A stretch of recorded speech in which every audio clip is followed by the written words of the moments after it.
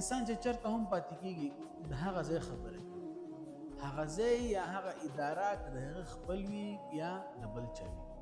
چند دن مخکې څو ورځې مخکې مونږ یو ویډیو پیغام کې ویلي وو چې که تاسو دورې تفسیر دپاره راځئ نو جامعه دارالعلوم حقانیه ستاسو دپاره بهترین ځای دی، دلته راشئ او دې کې هېڅ شک نشته. نو کمنټس کې زمونږ ډېرو ملګرو دا ویلي وو چې وایي مونږ پوهېږو که ته به د شاه منصور خبره کوې، صاحب حق صاحب مدرسه یادوله.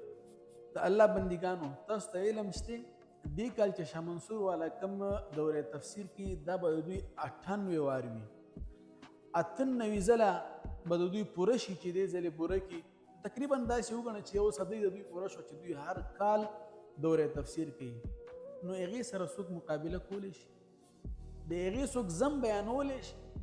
د هغې څوک دا ویلی شي چې نه هغه ځای مه ځه، هغه ځای کې تا ته ګناه میلاویږي، دې ځای ته لاړ شه، دې ځای کې تا ته ثواب میلاویږي. هېڅوک دا نشي ویلی، نه د چا دا سوچ کېدی شي چې څوک یې داسې خبره وکړي. یو ملګري کمنټس کې لیکلي وو چې زما خیال دا دی، زما رایه دا ده چې که شاه منصور ته خلک راشي نو دا به ډېره بهتري وي. ستا خیال لا نه دی، دا د هر چا خیال دی. به هر کیف د داسې ادارې متعلق څوک خبره کوي چې یو طالب العلم سره مې خبرې کېدلې، هغه وایي چې ما تېر کال د شاه منصور کې دورې تفسیر کړی.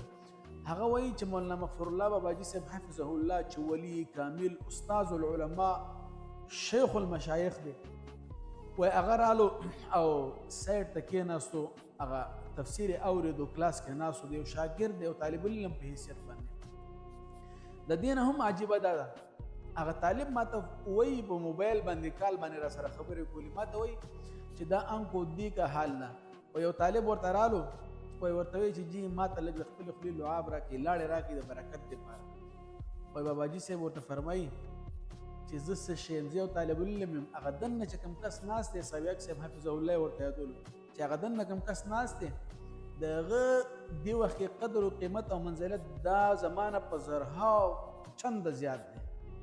نو سوچ کوئ د الله بندګان د داسې ځای متعلق به څوک داسې خبرې وکړي چې نه هلته مه ځه دلته راشه، دا سوچ هم نشي کېدی.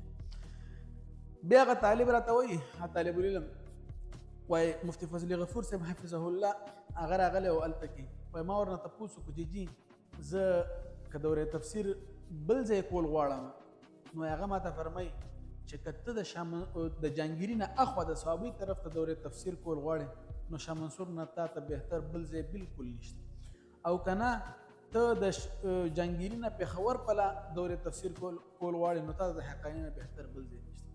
د الله بندګان لږ دا کوپړۍ کولاو کوي، دا کوپړۍ داسې اداره چې تقریبا صدۍ وشو چې هغوی دورې تفسیر درس کوي، پړاوي، هغې پسې به څوک دا وایي چې نه هلته مه ځه.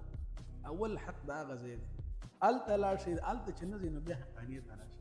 خو به هر کیف څنګه چې ما تاسو ته شروع کې وویل چې انسان چېرته اوسېږي هغه ځای یادوي. زه په خپله دارالعلوم حقانیه کې طالب العلم یم، دلته کې یم، نو زه به د دې ځای خبره کوم.